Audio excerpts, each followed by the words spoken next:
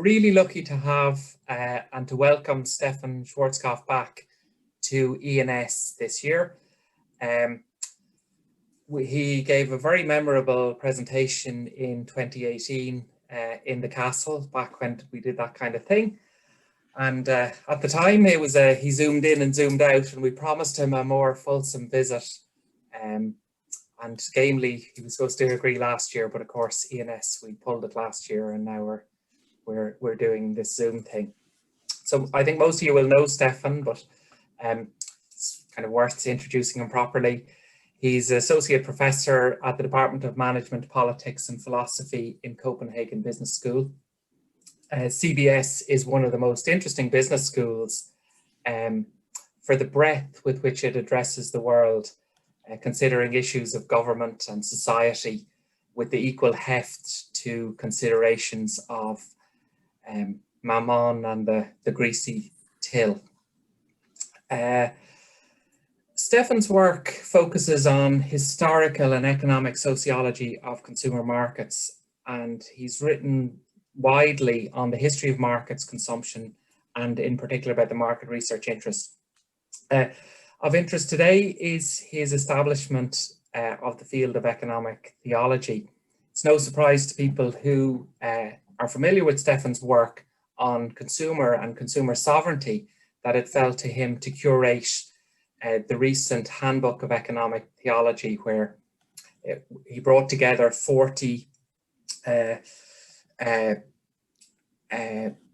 scholars, a collection of ideas, perhaps an unfashionable idea that what we think of as the economy and economic practices have theological origin and may still be best understood through the rubric of theology.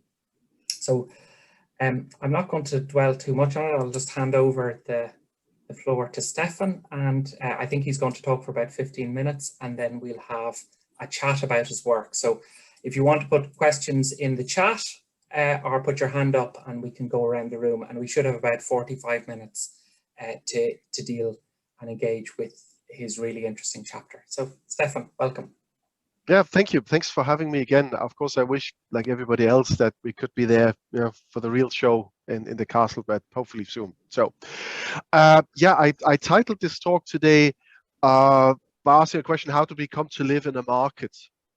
And we take for granted that markets are not just physical spaces that are somehow there that we pass through on our way to work, where we pass by a flower market or something like this, but that in our daily life, as modern citizens, we are encompassed every day by various markets, right? That we are always, even if we don't think about it, part of a labor market or a housing or a real estate market. So we live our lives in a market, and I'm trying to show to you that this story of how we ended up living our lives in a market, not just market related, but in a market, is indeed a theological story.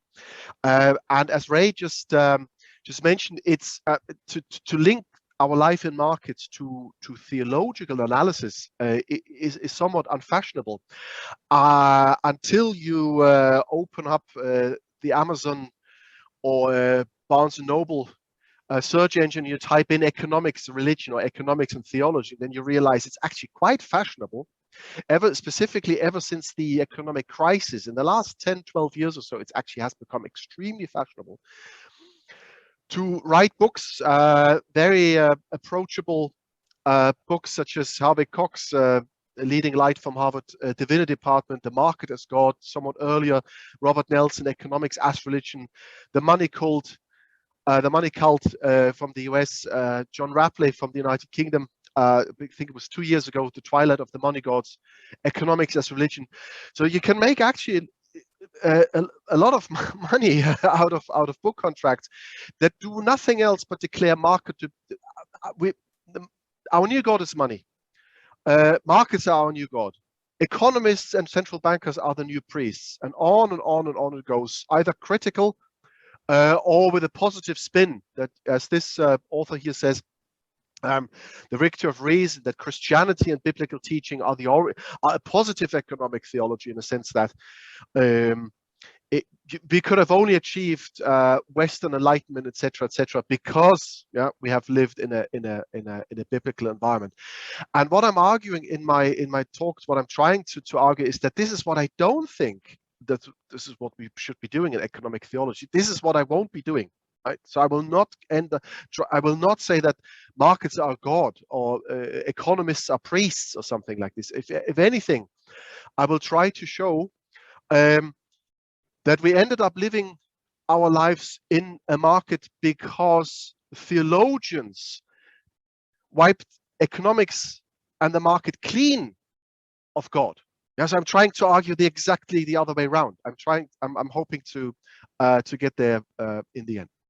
So paradoxically, I will start with I will work my way backwards, so to speak. So rather than tracing a genealogy, of specific economic thoughts, I will use Foucault's archaeology. So trace in a sense, lift off layers, uncover ideas as I'm going backwards in time. So I'm starting in 1979 here with the lecture Birth of Biopolitics, with a bit of a quote here. Michel Foucault introduces this idea that Homo economicus limits the power of the sovereign, the king, and therefore needs to be, through liberal means of governmentality, enticed into doing the right thing in different ways other than through brute power. Now, I would like to quote this a little bit at length to tease out what he's doing here. So he says, so this Homo economicus is not satisfied with limiting the sovereign's power. To a certain extent, he strips the sovereign of power. Is power removed in the name of a right that the sovereign must not touch? No, that's not what is involved. Homo economicus strips the sovereign of power in as much as he reveals an essential, fundamental, and major incapacity of the sovereign. That is to say, an inability to master the totality of the economic field. The sovereign cannot fail to be blind vis-à-vis the economic domain or field as a whole. The whole set of economic processes cannot fail to elude a would-be central totalizing bird's eye view. Let's say that in the classical conception of the sovereign in the Middle Ages and still in the 17th century, there was something above the sovereign which was impenetrable, and this was God's intentions. The sovereign could be absolute and marked out as God's representative on earth, but the designs of providence still eluded him and encompassed him in their destiny. Now, so basically after the 17th century, now beneath the sovereign, there's now something which equally eludes him. And this is not the designs of providence or God's laws, but the labyrinth and complexities of the economic field. Right? So he argues here that somehow in the 18th and 17th century, the economy bursts open and is so complex that sovereign power cannot possibly understand it, and therefore should economic subjects begin to make this argument against the sovereign to say, you the sovereign, the king or central state power should not touch us because of our rights, but you should leave us untouched because you as the sovereign cannot possibly know where our desires are, what I'm going to demand tomorrow, how much money I'm going to spend on this or that product. The economy in the market is so complex that you, the sovereign, should stay out. And then he carries on. So if economic practice and economic activity, if the set of process of production and exchange eludes the sovereign, then very well we'll limit the sovereignty geographically, so to speak, and fix a sort of frontier to the exercise of sovereign power. The sovereign will be able to intervene everywhere except in the market. The market will be, if you like, a sort of free port or free space in the general space of sovereignty. So here, in order to analyze, so in analyzing where this idea of the market being free from central powers, from central supervision came from, Foucault repeats what in 1979 came to be known as the Neoliberal Revolution with Hayek and Margaret Thatcher and Ronald Reagan. This happened at around the same time as Foucault gives his Birth of Biopolitics lectures. Now, the reason why Foucault, of all people, imagines the market in terms of something that you cannot know, and therefore because a sovereign cannot know it, you should leave it untouched. There are two options why he might have he might have resolved it and landed with this kind of theorizing. One option is that, as I said, around 79, it could be that in his search for spaces free from governmentality, in his search for spaces free from typical forms of power, he discovers the Ronald Reagan Hayek type idea of the market being needing to be left to its own devices. This is really very prominent in 79. And I believe that maybe on Thursday, Mitchell Dean is going to talk to you more about this idea of there being a neoliberal Foucault or a neoliberal moment in the writing of the very, very, very late Foucault, right? This is one option. Yeah? Option number two, so was there a neoliberal Foucault? Option number two is what I'm trying to outline in the next, what I've got 6-7 minutes left or so, namely that by saying, well, Foucault copied Hayek here, naively or wittingly, perhaps for a purpose, Foucault copying Hayek here doesn't answer the question of how Hayek got there in the first place. And if you try to find out how Hayek and why people like von Mises and the very newly prominent neoliberals of the late 70s, early 80s jumped on this idea as the market as a space that should be left untouched with its own autonomous laws, typically, of course, you're being led back to Adam Smith, right? Most economic historians that you ask is why and where did Hayek jump on this idea? How did he get there? Is to say, well, because of Adam Smith.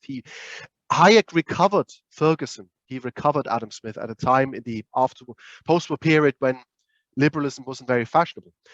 But then if you look at Adam Smith very carefully, if you read those 2 volumes of Adam Smith very carefully, from a perspective of how Adam Smith positions the space of sovereign power, you realize that for Adam Smith, the market is very clearly embedded within the overall space of sovereignty. So Adam Smith never makes the argument that the market is too complex for a sovereign not to possibly know what's going on. If anything, Adam Smith says, well, because you can clearly see how markets regulate themselves, it is also possible for the sovereign to see and therefore arrange taxes. Adam Smith talks in his volume on the Wealth of Nations a lot about taxes and taxation, right? So nor is it a space for Adam Smith. The market is not a space that's, so let's put it the other way around. The market is for Adam Smith also a space that's embedded very strongly within quasi-divine ideas of providence, hence the idea of the invisible hand, and the idea of general sympathy as a cosmic force that permeates all social life. So Adam Smith doesn't argue general sympathy is alive and well at church meetings and in our families, but it stops at the market. No, Adam Smith says, no, that social force permeates all social life, including the market, right? So Adam Smith doesn't separate sovereignty and the market as separate spaces. He never does that. Yeah. So you can read more up on this in Paul Oslington and Lisa Hill. Yeah. So if you see it from a Foucauldian perspective and ask yourself, where does this split between sovereign power and the sovereign ability to govern and the economy and markets having their own laws, that split, where did that split come from? If you look for that split in Adam Smith, I would argue you're looking at the wrong spot. It's not there. It's the market and social life are too intertwined and permeated through the cosmic forces of Adam Smith, of general sympathy. So this split must have come later. It must have come after Adam Smith. And here I follow an argument by an economic historian who I believe should be read more, A.M.C. Waterman, the Canadian economic historian, who is really well known amongst in a circle of historians of economic theory, but is not very widely read outside this. So I highly recommend his work, A.M.C. Waterman, who in his writings in the early 2000s and late 1990s spoke of an ideological alliance of political economy and specifically Anglican Christian theology of the decades around 1800. Yeah? So most of his work, A.M.C. Waterman's work, was devoted to that. And what he calls an ideological alliance of early 19th century Anglican theology and political economy, that ideological alliance, that's what I would call economic theology. What happened here? If you indulge me 3-4 minutes before I finish. What A.M.C. Waterman found 10, 20 years ago was that from the years beginning around 1800, the Anglican Church specifically, much more so than Lutheran churches in continental Europe, it was the Anglican Church in England and Northern Ireland and elsewhere, and specifically, that finds itself under threat from reformist, atheists, political economists such as Bentham and John Stuart Mill, and new ways of imagining the natural world, which we later call biology. Yeah, the precursors of Darwin. Yeah, that begin to be Lamarck, and those people that translate Lamarck into English are beginning to have a notion of the natural world as not needing the Bible, not needing any form of revelation.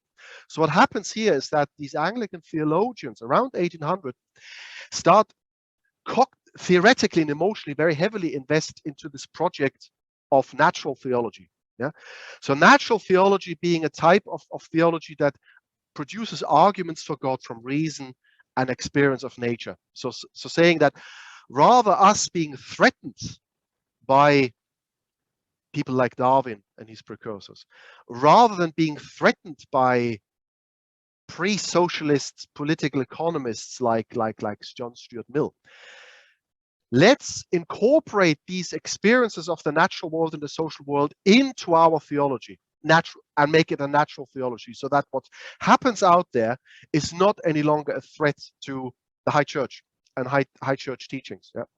One early representative of this that everybody heard about would be Robert Malthus. Yeah, he's part of that project to say what we see out there, people dying en masse or populations growing, that's a new, can be explained by a new knowledge formation. Yeah, so what's happening here is that Malthus develops a new knowledge formation that's not yet biology and not yet quite economics, but clearly is beginning to form arguments which later on we call population biology and political economy. Yeah.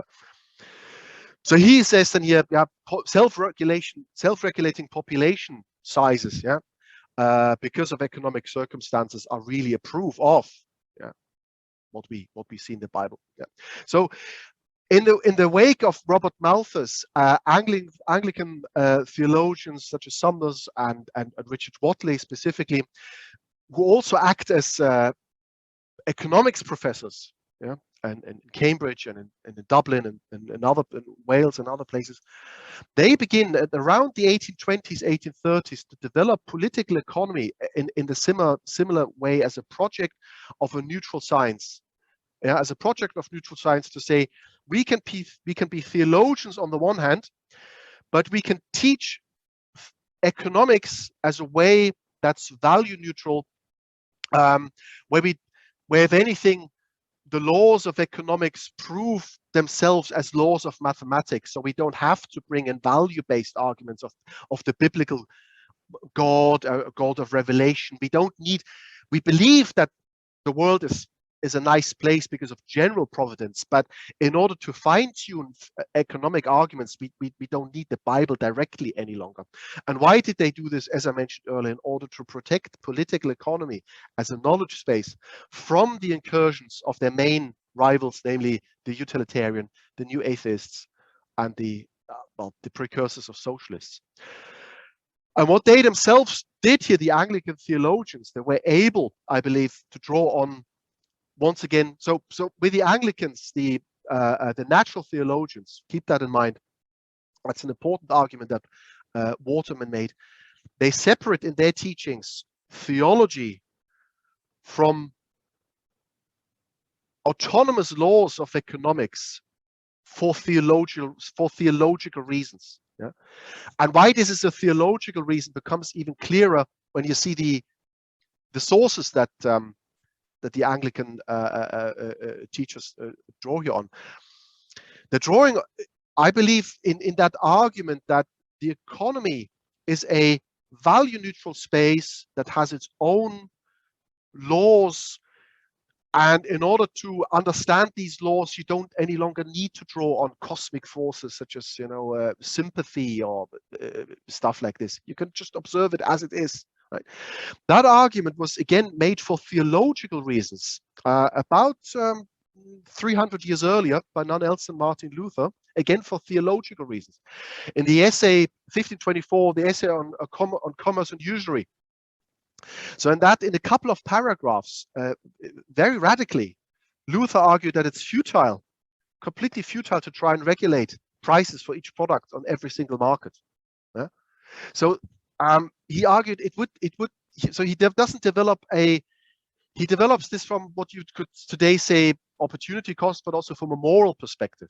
And he does so for theological reasons. He says the sovereign is better off by leaving market regulation to the conscience of traders and the wits of the buyers. Yeah, you cannot. He actually says, line by, I'm quoting now, you cannot hope to regulate prices in every single market all of the time. You need to leave this to the conscience and to the wits of the buyer. He says this in 1524. So this split, yeah, between sovereign space and sovereign ability to govern and the market as an autonomous space, that split was actually drawn first, I believe, by Luther, a Protestant theologian, for theological reasons. Yeah, he needed to make that split in order to support his argument of the two kingdoms and the two swords two swords doctrine. Yeah, the idea that there are two separate worlds. Yeah, and that authorities like the Pope shouldn't get involved in secular worldly affairs, and vice versa. He needs that for political theological reasons.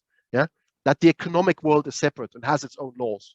And 200-300 years later, again for slightly different reasons, because the circumstances are different, but again because of theological necessities. Yeah, his followers in the Anglican Church carry on that project, but wrapped under, because now new threats appear, not any longer the threat of the Pope in Rome, but threats of utilitarianism, the early Marx, the early biology of Darwin, etc., etc. But the theological argument of separating, in a sense, taking God out of the market, that is done by theologians for theological reasons. So here I wrap this up. My argument is that what we call economic theology, or what we should call economic theology, is not that the market is God or money is our God, but the exact opposite. It was theologians that freed the market from God for theological reasons. That's economic theology. And in order to understand this, you need to think about spaces of power and spaces of sovereignty. So Foucault definitely was onto something, but not critically reflective, I think, of his own sources, I believe. Okay, slightly over time. I stop here, so we do have our time to discuss. Thank you. Thanks a million, Stefan. Absolutely fantastic and well worth going over time for. Thank you. Sorry about that. Do you want to maybe stop sharing, and we'll open the floor to questions? And I can see hands shooting up already. So we might, or did I see hands? No, I saw people clapping. Sorry. So if people want to maybe in the chat raise questions, or even just turn on their mics and talk. So I certainly ball rolling if you want, which was I really like the thesis, and it's kind of you know, it reminds us that we don't know enough about markets. People who talk about markets all day long, and you know, this fundamentally unknowable kind of ness of markets. But to what extent do you think the Luther thesis that you ended your paper with is more an institutional church thesis related to competing sovereigns within the church, or competing sovereignties like in the Reformation, rather than, you know, a strictly theological division? You know, my kind of pigeon, bear in mind I was taught history by Christian brothers, so that's always a filter. But that the Reformation was really down to a minor taxation dispute between the German church and the Italian church. Good point. I would dispute that. I have to declare a similar interest here. I was brought up in Thuringia by Lutherans, so the home county of Martin Luther. So it's something you can't escape. It's much more than that, because it under theology comes a very important part called ecclesiology. Yeah. So Luther's argument are not just minor institutional settings of do you have a council of churchmen, or do you have an Episcopalian setup, or do you have a Catholic sort of hierarchical setup? For Lutherans themselves, these ecclesiological arguments they go straight into the possibility or impossibility of salvation, right? If you have Episcopalian or Papist, in quotation marks, setup, you put barriers in between the believer and the direct source of grace, which is the word of Jesus, right? And therefore, the argument that that this step to salvation has to be the door into that step is conscience, right? And that this conscience takes place in one world and is administered in the church, whereas the world cannot be saved by the church and by lighting candles, is another sort. It's another kingdom. Will always be fallen. That ecclesiological argument is directly tied up. It's not just institutional. It is a theological argument. But what I do agree with you is that Luther makes this argument for very strong theological reasons, but he underplays the argument from knowledge. The argument from knowledge does come much more into play in the 17th and 18th and 19th century for theologians that pick up this trail. Yeah, the argument from knowledge. That's a little bit. It's not just what I'm saying is around 1800. They're not just repeating Luther. The circumstances under which they make the same theological move have changed, right? But the move is the same, to clear the market of sovereignty for theological reasons. Okay. Thanks, and we need a bar for that kind of a discussion. So we have questions in the chat, so I'm just going to go through the order of them. I'll list out the names. So it's Ida, John, Greg, Greg, John Barry, John O'Brien, and Anthony Behan, in that order. So thank you. It was really fascinating. I just perhaps I'm a bit slow or something, but could you elaborate a bit on the connection between the two kingdoms theology thing with Luther and the clearing of the sphere of conscience, or like to which kingdom would the market belong, if I pose it that way? Yeah, exactly. So the market is a fallen. It is part of the world. The market is part of the world, and he argues here in that tract on commerce and usury in 1524. He makes this argument first of all because it's a tract that's written against the decision made by the Pope to allow under controlled circumstances some rent seeking, so that the Fugger and other families in southern Germany could lend money to the Pope, so that the Pope could build bigger churches, which sucked money and bullion and silver and gold out of the German market, which raised prices for peasants and the lower middle classes in Germany, while at the same time of course, the Pope said, well, yeah, usury is actually wrong, but if you do it for us, it's sort of fine. The only thing you have to do is you buy an indulgence. Hence, Luther saying, no. The market is fallen. If traders overcharge you, that's just wrong and proves that we're all guilty, right? And you can't save people by selling them another financial product, which sucks money out of Germany. Right? Do you see what I mean? These are two kingdoms, and the Pope should not interfere in the worldly realm of the market.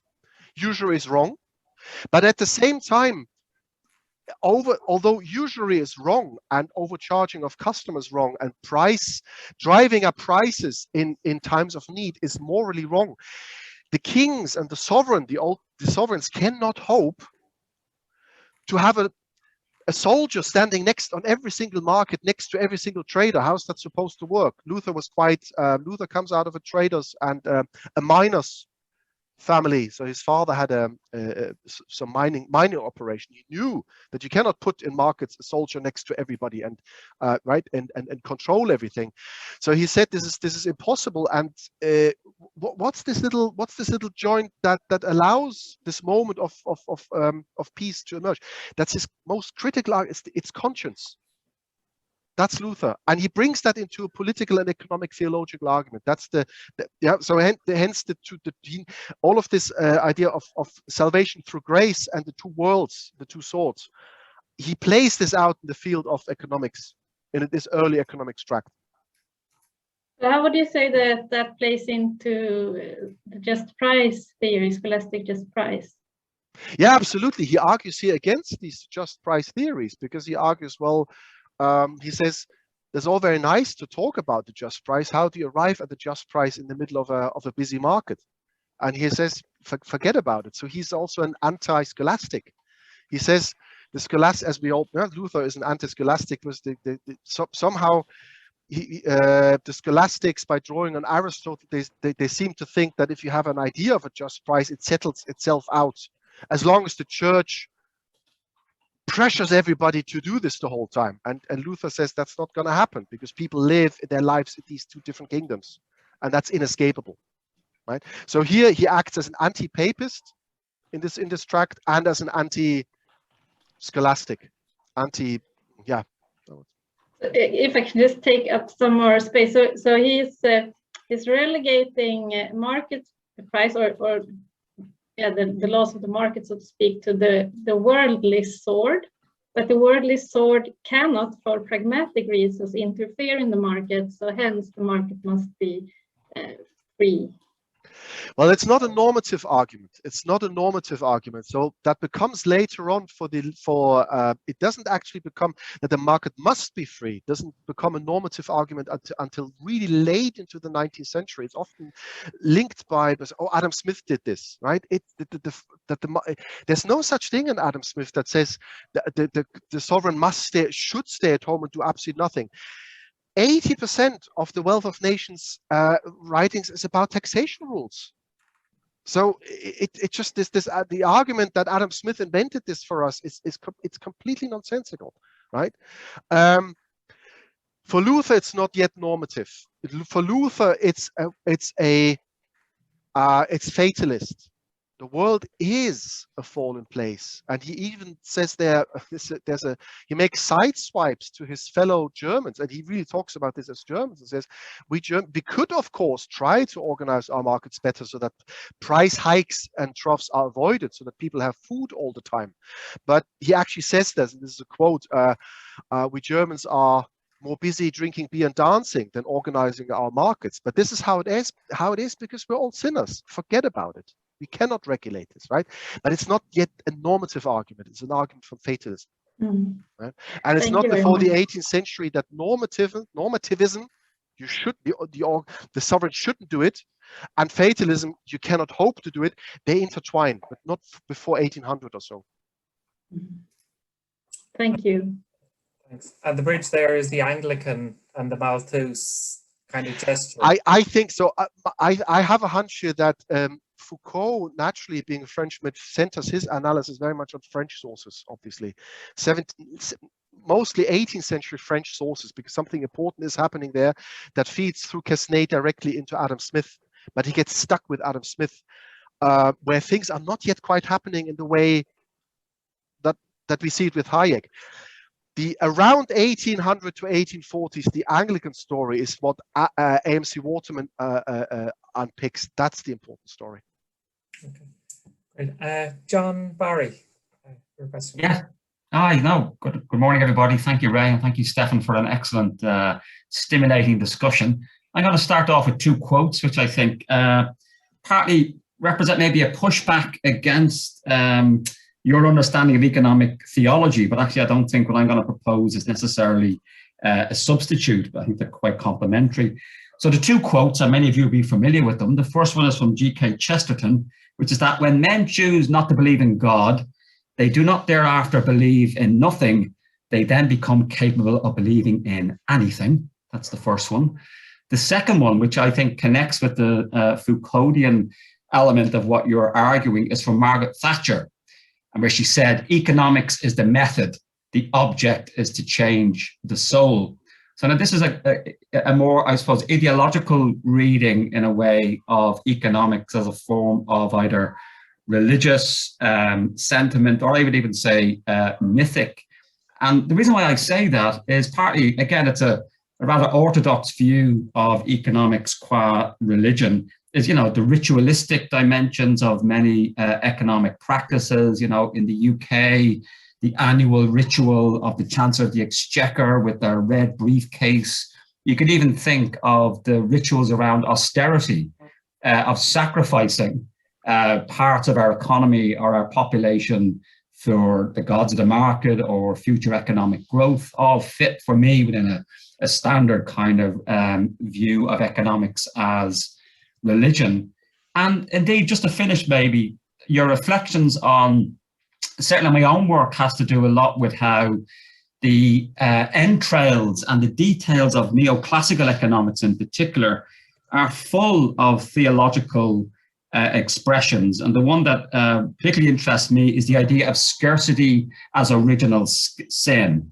So in standard Christian theology, you know, we have original sin. In standard economics, it's scarcity. That's the baddie. So we have to find ways of overcoming scarcity to bring heaven on earth, largely through what Foucault called, as you would know, the one true social policy of neoliberalism, of economic growth. So for me, with some of those ideas in mind, is there not more to be said of this idea of standard, particularly neoliberal economics as an ideology, as an expression of a religious sentiment? And indeed, I would even go one step further, is to say that it's actually mythic. It's deeply mythic, particularly in the context of the planetary crisis. It's got this mythic belief in technology that will solve these problems as a way, in a way of sustaining this idea of their heaven on earth. So with all of those elements, I just wonder what your responses might be, that if you like, rather traditional view of economics as a form of religious thinking actually has quite a lot to be said for it, which, and I don't know where that fits in with your own perspective on economic theology. No, I fully agree. So this,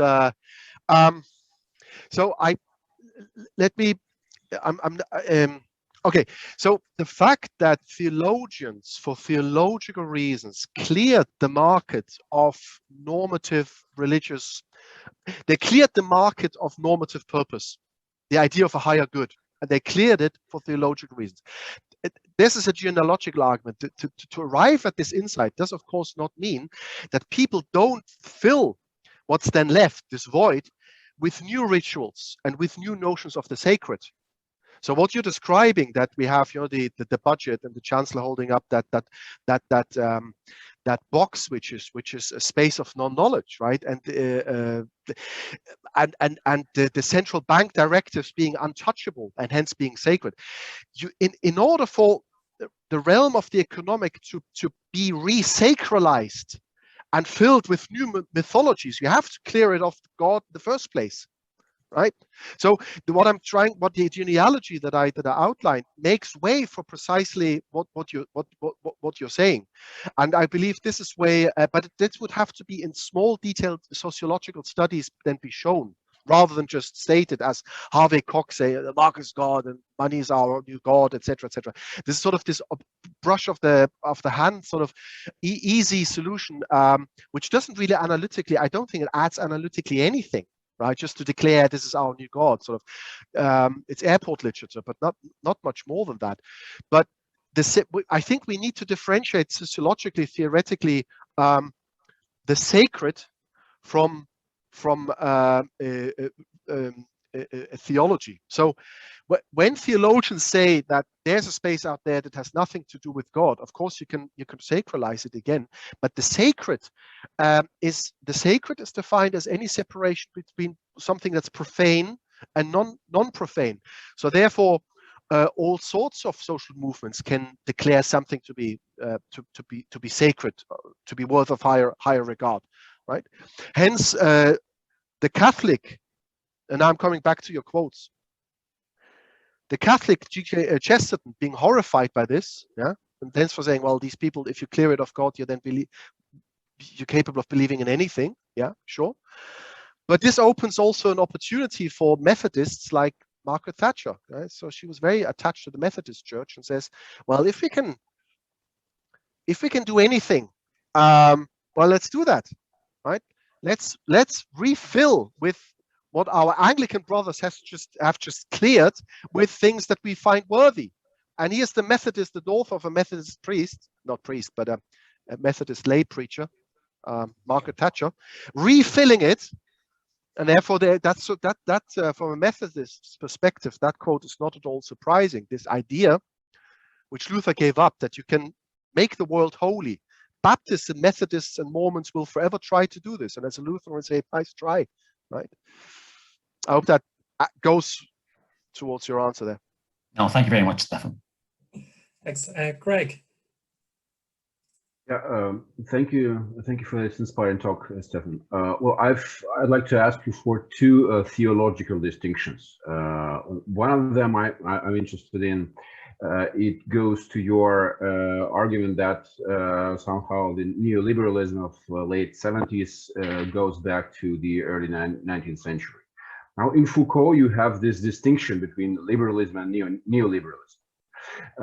And he makes this argument that actually it was the standard liberal setting that chased chased God away from the market, from the field of economy. But now with the neoliberalism, you have an extra step. You have to make an extra step because you have to produce this market as something artificial, as something that has to be constantly created. So since you make this connection between the early 19th century and the neoliberal time, I'd like to ask you if there is any kind of theological difference behind this shift from liberalism to neoliberalism. What does it take on a from a theological perspective to get from liberalism to neoliberalism? So that's one distinction.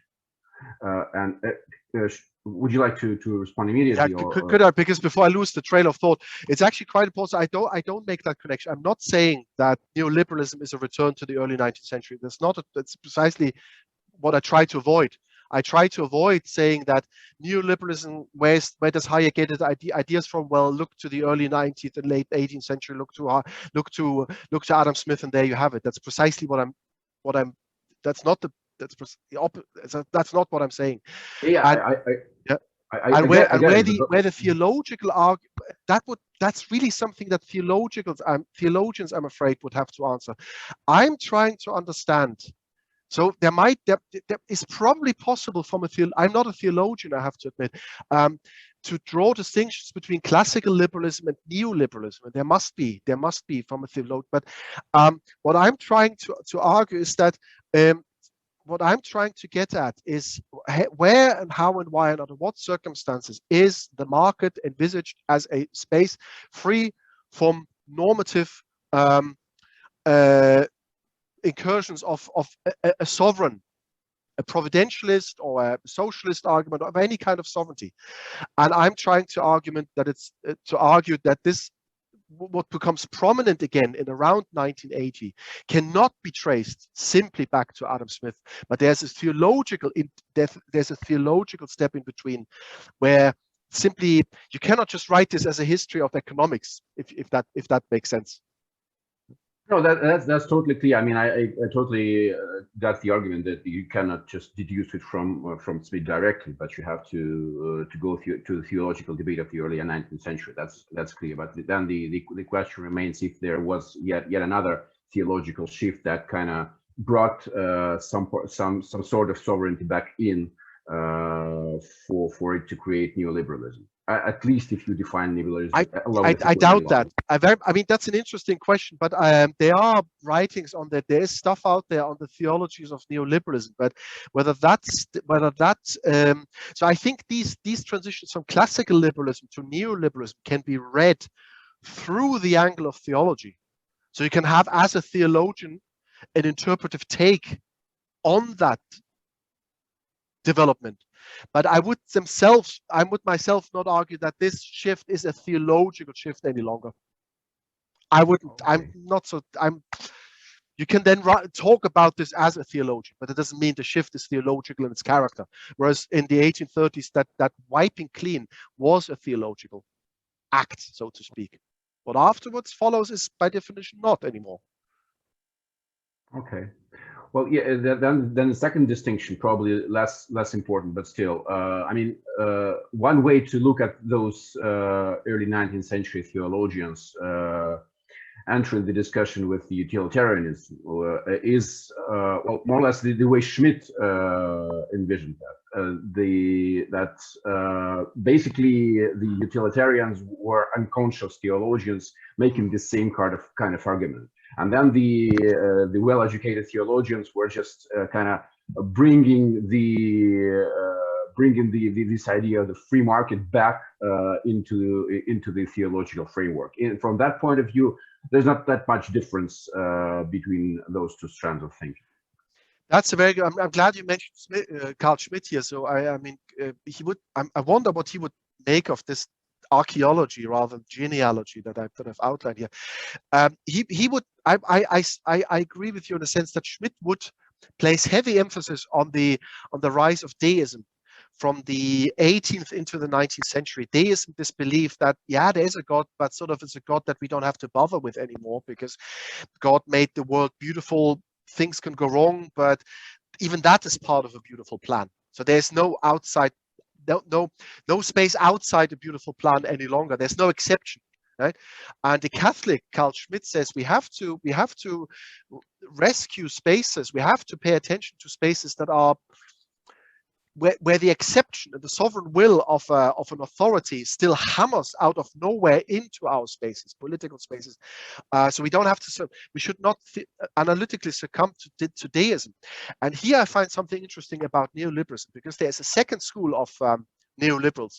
There's the early neoliberals of the Reagan, maybe Hayek, the 1980 neoliberals who said, you know, if you just let it free, entrepreneurs will do all the good, and there might be some shakeup, but there's a return of some kind of benevolent providentialism in the first generation neoliberals. But what I noticed recently, post Donald Trump, post 2015, 2014, is a revalorization of creative destruction in neoliberal thought. So this idea that there is and that there should be something of an exception that comes out of nowhere and just destroys everybody, and that need benevolent planning. The economy shouldn't be nice to everybody, right? There should be an out of nowhere innovation, right? This worship of the entrepreneur as an innovator, creative destruction, seems to bring back arguments, political theological argument that we typically associate with Schmitt. And I can only put that into the round here because I haven't made much with it other than the observation. So there might be something in there of a political theology of neoliberalism that even Foucault didn't catch yet, because he was surrounded by the first generation neoliberals, right? Which is about freedom and stuff like that, right? But you don't want freedom for everybody. And he obviously underestimated the importance of Schumpeter, who of course was himself greatly indebted to Schmitt's political theology. Yeah. So that could be yet another bridge. Yeah. Thanks. John O'Brien. Thanks. Hi, Stefan. Thank you very much for that talk. It was fascinating.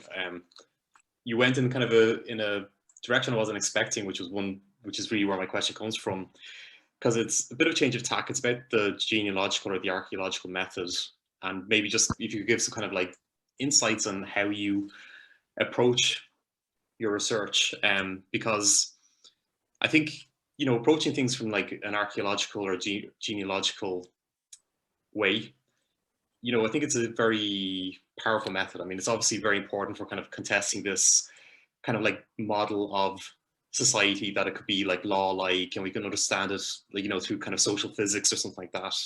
I think it's very important for showing, as you show here, like how values are created historically and how, you know, common sense is created historically. But just, yeah, it's kind of a general question, just because I find myself like the genealogical method.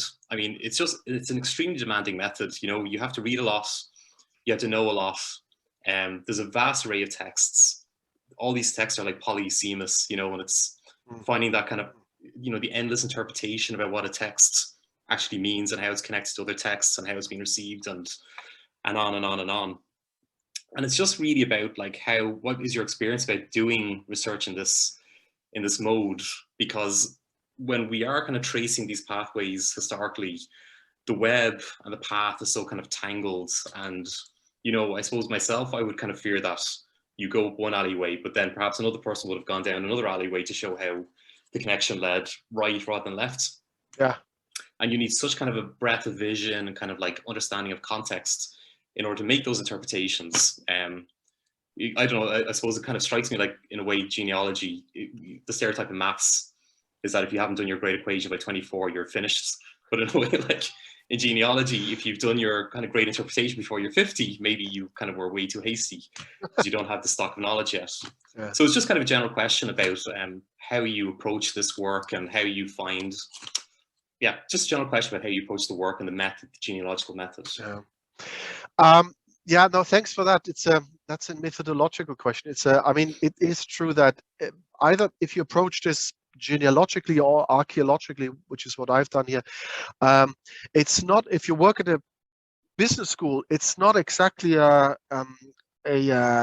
good recipe for a quick career, right? Because the amount of, as you say, the amount of secondary literature you have to read is wide. Then you have to delve.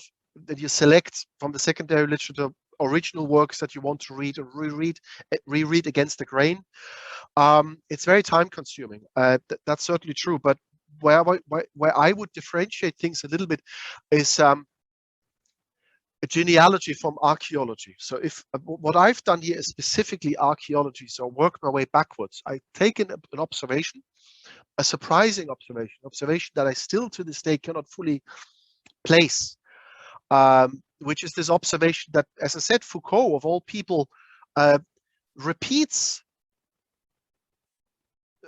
not normatively and celebratory, the market always the space of freedom, but from an analytical perspective, repeats it as if that this could possibly be the case, as if the market ever could possibly be imagined as a space free from sovereignty, and presents it as one of the options, and links it to the Freiburg school, and without ever unpicking it. And of course, the reason why he doesn't unpick it, this is something that Mitchell Dean is working at the moment, is that he himself was at that time in search of a space that the sovereign can't see. And Mitchell Dean, in his latest work, makes the argument this is Foucault searched for these spaces even in sadistic sex clubs in Los Angeles, right? And so it's puzzling. It's a puzzling observation. So I traced my way back to say, what kind of person would at what point in time possibly make that argument that the economy, the market, can be this kind of free port, yeah? A place where either cognitively or geographically the market is limited, in sort of opaque and cannot be fully understood. And then I work my way backwards, whereas genealogy is far more complicated. Genealogy is when you start much earlier, with a moment of separation where ideas that were not coherently expressed start to form themselves in separation from another idea that becomes separate. Right? So Malthus would be this point of separation of biology from economics from theology. With Malthus, you have these three items disentangling themselves into new knowledge networks, and that's genealogy. New knowledge networks emerging need a lot more than just reading of books. You would have to then look at You know how Foucault does it. He looks at buildings, architectures, costumes, the way people dress, laws, all sorts of this. He calls this dispositive, right? So the material environments of a biology laboratory, for example, the hospital, the prison, etc. So for a genealogy, you work your way forwards into new dispositives. That's even worse than an archaeology, if you call it this way. But I think by reading the works of Agamben and Foucault, you have good models of how this can be done, because these people went through core sources already, so that you can read against their grain, as I've done with that biopolitics lecture, with that element. Yeah. So I wouldn't, don't be threatened by it so much. That's why, or don't feel threatened if that makes sense. Okay, thanks a million, John. So we've Anthony being next, and then we have Kenny Doyle and Kieran Cahan. Thanks, Ray. Thanks, Stefan. That was fantastic. I remember you from 2018 as well. Yeah. I think you were talking about angels. Yes. Angelology. It's fascinating, and I still think about that lecture. It was great, but great stuff again today. When you talked about Luther and it being futile to regulate place in each market and that sort of thing, I immediately thought about the Lao Tzu and the Taoist piece. There's a couple of lines. I just want to read them very quickly. He says, "Kingdoms can only be governed if rules are kept. Battles can only be won if rules are broken.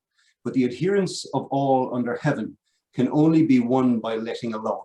And he goes on like that. Just a general question: is there much evidence of this kind of evolution of economic theology outside of the Judeo-Christian tradition or the Anglican Christian tradition that you've seen in your travels?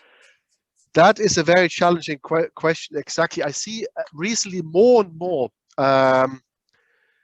writings that try to link what people like Foucault and Agamben and Carl Schmitt have done to new spaces for us Europeans, such as India and China and the Far East, where it may be similar because of English colonization, or very separate economic theologies have emerged that might be native. So there's increasingly arguments being out in Asian studies, for example, that there are non-Western native economic and political theologies that have emerged in China and in India out of sources that white faces like me never read. Yeah. So I would argue that I'm now making a big that's really a far shot I'm daring here, but I would say that if there's something exists like something like political and economic theology 2.0, it's got to be something which or let's put it as a question: can you decolonize political theology? Can you think with Carl Schmitt outside the Catholic white European realm? What would that mean? What sources would be? So John O'Brien just mentioned how difficult that would be. We're starting all over again, right? Yeah. Because there are, in the 19th century, then traffic points between Indian thought, as in the Indian subcontinent, and English political theorizing when it comes to governing a space like India. And oh dear, I mean, I've looked at Hayek's concept of spontaneous order and tried to find some kind of philosophical underpinning for that and so on. And actually, the Taoist stuff I ran into, because Hayek himself quotes Lao Tzu in his Nobel, I think it's his Nobel speech, or one of the speeches.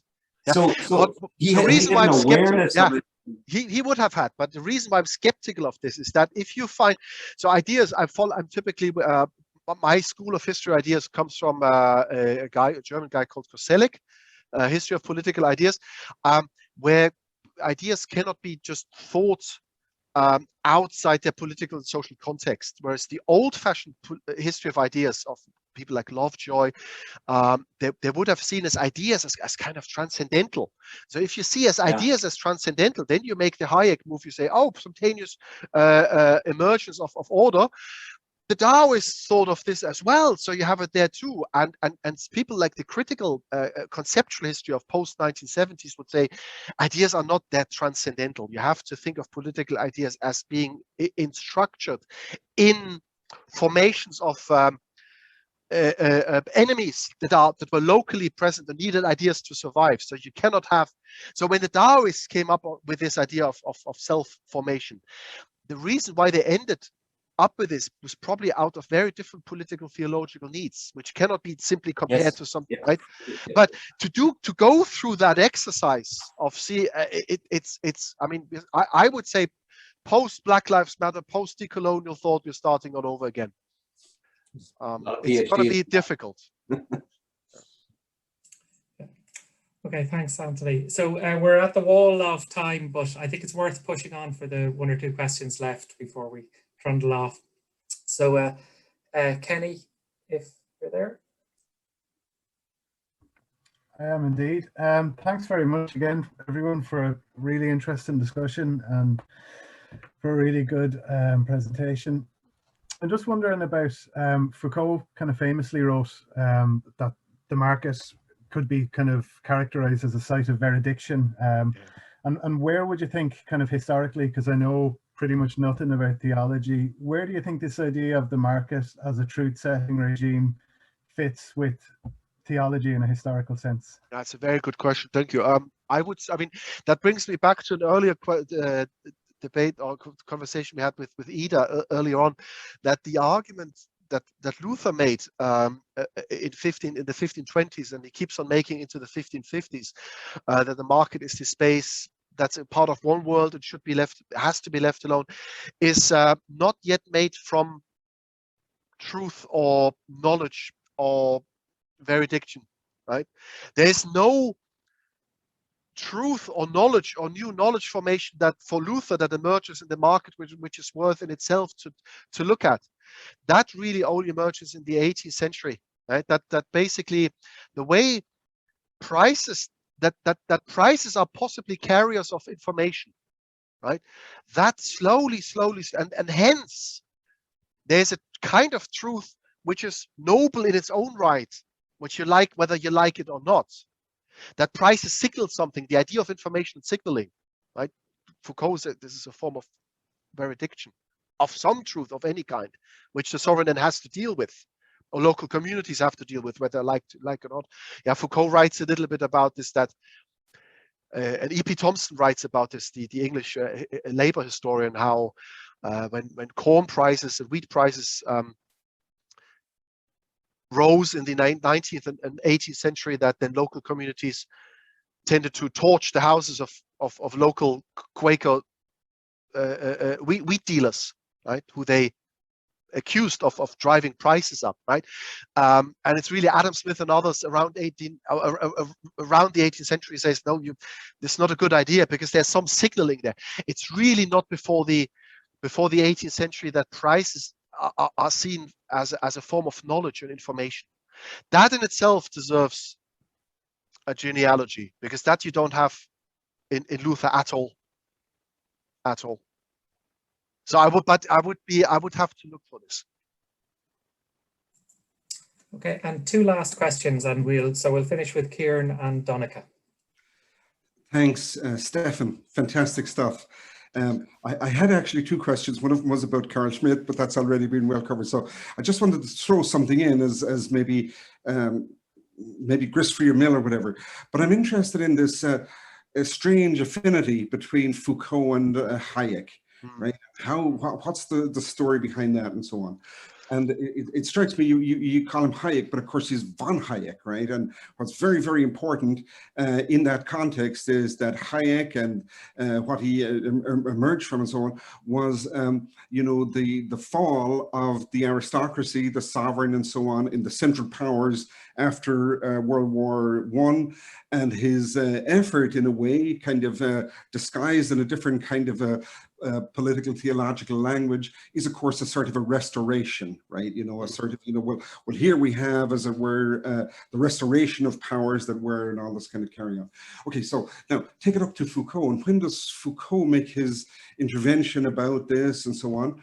And it coincides exactly with, of course, his discovery of the and full participation in as a sovereign, as a master in the BDSM scene in the US, right? You know, so Foucault at that point is kind of coming out, and he has a reputation in that context of being cruel and an absolute master, and so on and so forth. All of that is kind of dissimulated in his hagiographies and so on and so forth. But it is very interesting that he is looking for a free port in that context, also as a domain in which he restores his sovereignty as the absolute master and all of that kind of carry on. So now I want to suggest that the missing link here might actually be the Marquis de Sade.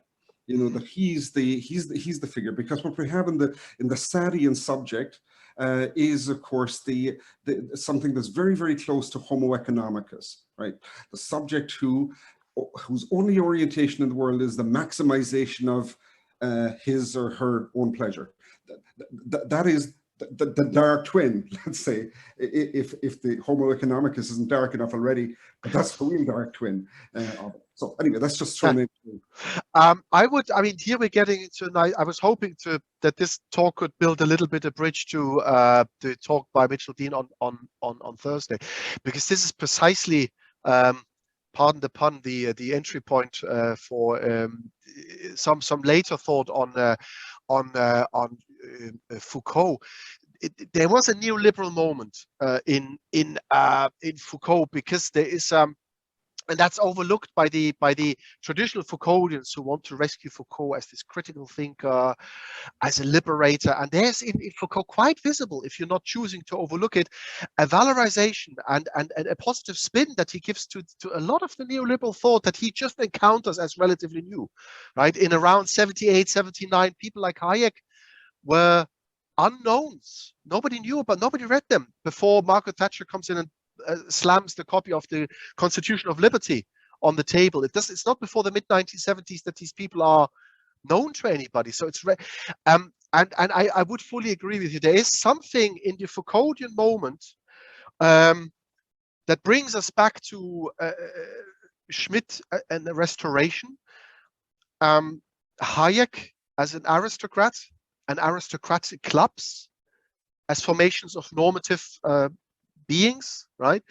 I'm looking into Mitchell Dean is looking into this from a Foucault's perspective. I'm looking specifically at the moment at Hayek as a Catholic. All of these three names are Hayek, Schmidt, and Foucault are lapsed Catholics. For different reasons, lapsed, but very active, and go through Jesuit colleges. And so I'm looking at them all. I went back to just last year, just before the COVID lockdown took place. I went back to Vienna for a week to look through the Hayek papers and local school archives to see how active, how important Catholic teachings were actually were for the school pupil Hayek. Yeah, so there's a paper I'm writing on Hayek as a theologian because of this Catholicness, but there's an aristocratic story, restoration story to be told. I fully agree. Yeah, a rescue story in a sense, but pick up some of the points of the neoliberalism with Mitchell Dean as well. Yeah. Okay, great, thanks. And Donica, last question. Thank you very much, Stefan. That was fantastic. And I really like this way in which you've gone backwards and kind of unpicked things and went right back to Luther, who most of us have forgotten about. But then maybe to wind up, to maybe bring it back to the present after doing this time travel, just bringing it back to the present. And how has your journey informed maybe your understanding of contemporary issues around the market, and economics? So, and in particular, I'm thinking about economic growth, the idea of growth as a central trope within the contemporary belief system, or is it just that the theological argument is evacuated into this second kingdom, but can there be a restitching back into the contemporary without going down the route of kind of refilling as the phrase you were using, with new forms of the sacred. But can there be a restitching back in again? Yeah. So yeah, the restitching. So my friends here in my department, from a Luhmannian perspective, they would say, no, you're under conditions of modernity, you can't refill it, because these they would read all of these things I'm doing as a normal playing out of systems differentiation. Of course, the systems of theology and the systems of economics became differentiated from each other. They would see all of this as part of a natural evolution of systems theory. But going back to your questions about growth, again, I do recommend the writings of A.M.C. Waterman to everybody, because what he looked a little bit at this idea of how did we naturalize this idea that economics has to produce growth, because this is something that the antique authors on economics and the early modern and medieval theorists of economics never talked about. None of them talked about growth, and he doesn't look so much at this from a perspective of growth. The way he looks at it is this: he looks at the other way around and says, at what point in time did the notion of scarcity enter economic reasoning? And he finds this precisely at this moment around the early 19th century with Anglican authors such as Malthus. Whereas beforehand it was taken for granted that there's excess, if anything. So a lot of economic authors would have taken plenty or even excess for granted. It's only after about 1800 that scarcity, there being not enough, is taken for granted in economics writing. So look at the history of scarcity. So this is what is interesting: the normalizing of scarcity. And the other way I'm using this archaeology that I've outlined here in contemporary investigations is what I've done with you guys about 2 years ago. This idea of ignorance. How did we arrive at this idea that a market cannot be fully known, that there's something you cannot fully forecast, that there's always this gap, that you can have all your economic formulas and your forecasting tools, but there's always something that how did this become normalized, that the market is an opaque sphere? This idea of opacity and ignorance, in a sense, naturalized ignorance.